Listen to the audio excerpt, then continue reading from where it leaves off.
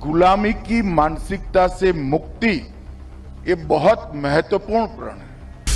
कोई भी भाषा का विरोध नहीं है, किसी भी विदेशी भाषा का विरोध नहीं करना चाहिए, परंतु आग्रह हमारी भाषा को महिमा मंडित करने का होना चाहिए। आग्रह हमारी भाषा को बोलने का होना चाहिए। भाषा सिर्फ संवाद का माध्यम नहीं होती, एक राष्ट्र की आत्मा होती है। पहले तो मैं राजभाषा हिंदी और भारतीय भाषाओं के जितने भी प्रेमी हैं वो सभी को देश भर में जहां पर भी बैठे हैं वो सभी को बहुत बहुत बधाई देना चाहता हूं, क्योंकि आज दिन है राजभाषा विभाग की स्वर्ण जयंती समारोह। 50 साल पहले 1975 से लेकर 2025 तक की ये यात्रा, जब भारत की आजादी की शताब्दी होगी, तब मुझे विश्वास है कि भारत के स्वाभिमान के पुनर्जागरण के जितने भी प्रयास हुए हैं वो सभी प्रयासों के इतिहास में राजभाषा का नाम स्वर्णिम अक्षरों से अंकित कर दिया जाए। एक समय था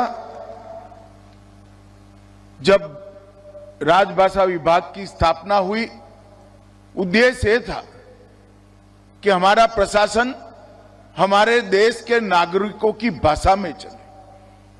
देश का एक आम किसान, एक मजदूर, एक छोटा सा बच्चा और बड़े से बड़ा व्यक्ति समझ पाए, ऐसी भाषाओं में हमारा प्रशासन चलना चाहिए। और ये लोकतंत्र के मूल उद्देश्यों में शामिल है कि देश का प्रशासन देश के लोगों की भाषा में होना चाहिए।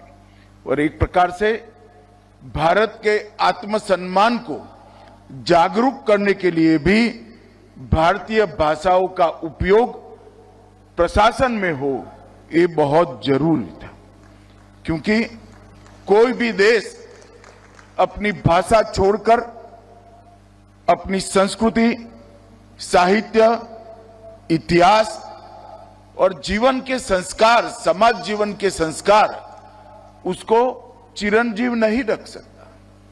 कोई भी देश ने अपनी चिति पर चलना है, अपने संस्कृति के आधार पर आगे बढ़ना है, आत्मसम्मान के साथ बढ़ना है, तो वो देश का प्रशासन अपनी भाषाओं में हो, वो बहुत जरूरी है।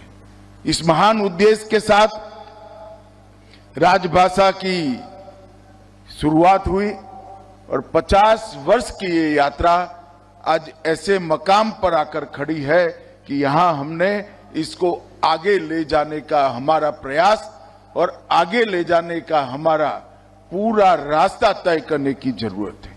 संघर्ष, साधना और संकल्प, ये तीनों के आधार पर ये 50 साल की यात्रा को हमने आज समाप्त किया है।